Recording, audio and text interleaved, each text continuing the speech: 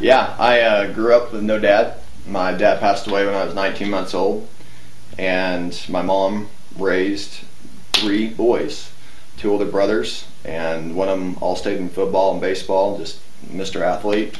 The other one was a cowboy, rode bulls, and did a lot of camping and all of those things. And I ended up being the musician and entrepreneur. so go figure, right? Yeah, it was very interesting to see kind of how, as we got older, we went our separate ways a little bit. And I've always just enjoyed talking with people, had a lot of patience with people. It's been something that I never really had to work at. I've always liked to be entrepreneurial. When I was in grade school, I used to go and buy 5 for $1 candy bars, and then I would sell them for $1 a piece at school. Yeah, and that was kind of the beginning of something great. And I was just really persistent, and really didn't have to work at that. It was just something that God gave me, and I made a lot of mistakes along the way. I failed very, very quickly. It wasn't until I read a book that, as I got older, I read a book called Rich Dad Poor Dad. I'm sure you've heard of it. Robert Kiyosaki's the author. And it said in the book that 9 out of 10 businesses fail. And I got really excited about that. And the reason is because I thought, wow, all I have to do is just start 10 businesses and one of them's going to succeed. Yeah, so that's the way I looked at that. But I noticed that a lot of my friends didn't look at it that way. And they were like, you're crazy, you're going to start 10 businesses. Well, long story short, I ended up starting over 40 different businesses ever since I was in my teens. And only 2 of them succeeded out of the 40. I call the other 38 business therapy. And out of those 2 that succeeded, one grew up to over $4 million, and that was a high-end AV company. And then the other one, I sold that company, and the other one's real estate, and now doing information marketing and coaching and everything that's going on, the brand, the Short Sale Automator. All of our customers with that was formerly Short Sale Builder, that grew up that software, almost 5,000 users. I mean, everything that's just happened. I get a chance to go speak now and do masterminds, and just everything's happening. And I have to say that there's a lot of times I wanted to quit, and I didn't, because I felt like everyone else does, and so I wanted to be the person that pressed through that. Well, I read a book recently called The Dip by Seth Godin, and it was a really interesting way to look at business and your persistence of go, go, go. As most entrepreneurs I do know, they are persistent. But he said something that was really interesting. He said, you don't have the courage to quit.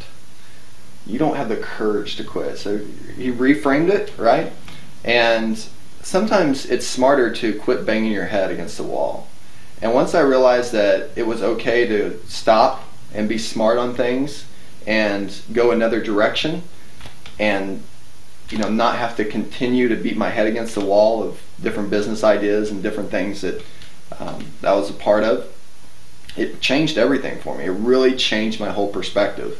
And you know what they say, once a mind expands, it can never go back to its original size. So now I'm just focusing on really what journeys that lie in the head. I'm just on the journey right now.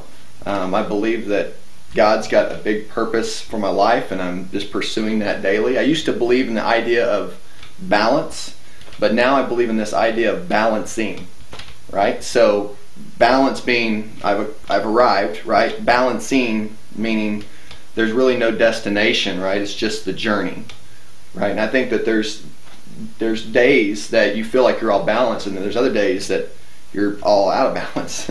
So once I started to reframe and start thinking about things differently, everything started to change quite a bit, because I started to build my business differently.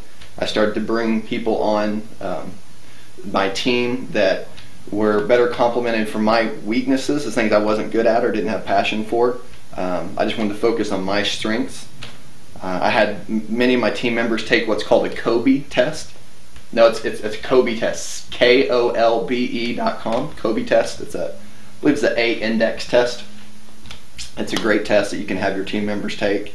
And I got excited about this idea of having a virtual team. So I'm very passionate about virtual assistants and having this virtual team. And literally, you can build a business however big you want.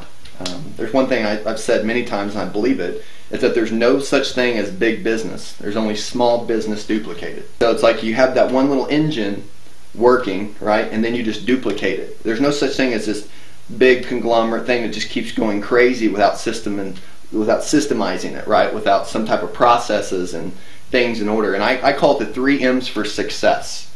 And they're really simple. The first one is mindset, and the second one's mechanics, and the third one's money, and in that order. But what I find it's easy to do is focus in the reverse order. Focus on the money, and then put together some mechanics, some systems, and then work on your mindset as the very last thing, because I've always got that. I've always got that. I can work on that. But that's the exact opposite that I've seen the most successful people in the world operate. Mindset is the #1 thing. If you look and see how many people will win the lottery, and then 2 years later, what happens? They're absolutely broke, and sometimes are worse off than before they even won. How can you win $20-30 million and then 2 years be completely broke, right? Have no money?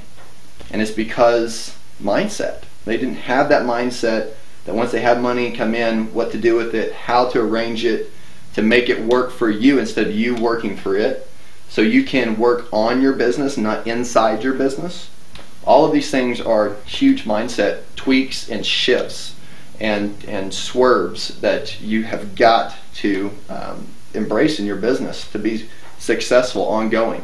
And the other one is mechanics, right? The mechanics are the systems, those are the softwares, those are the everyday processes that you can stick a kid from that's not necessarily trained in having a degree and all these things, right? You can stick him in your business and he can actually get it done because you have the system take care of what it's supposed to do. So that's why McDonald's can hire high school kids and still have a great tasting burger, because there's a process, right? And the last one is money. And that's the one that everyone focuses on first, but I tell you what, once you have a good mindset and a healthy mindset, and then you have good systems in place, good mechanics, money will come looking for you. It will absolutely come looking for you. So those are a few things I've learned along the way, and I'm just thankful, man. I'm thankful where God's taken me, and